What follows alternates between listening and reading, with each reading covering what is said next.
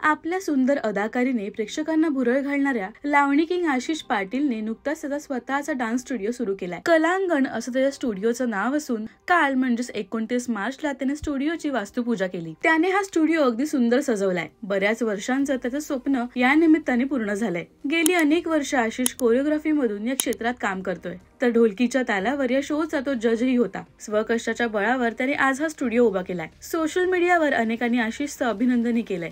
अभिनेत्री अमृता खानविलकर लाडक्या मित्राला शुभेच्छा द्यायला त्याच्या स्टुडिओमध्ये गेली होती। दोघांनीही बाई गया गाण्यावर सुंदर डान्सही केलाय। पहा त्यांची सुंदर अदाकारी।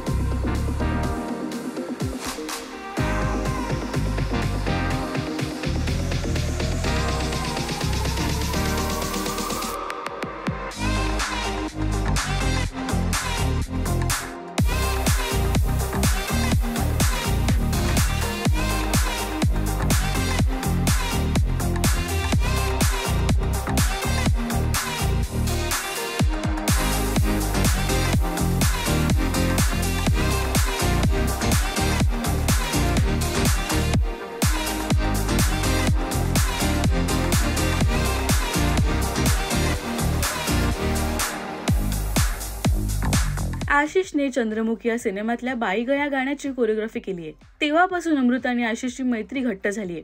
आशिषचं राष्ट्रीय मराठीकडून मनपूर्वक अभिनंदन।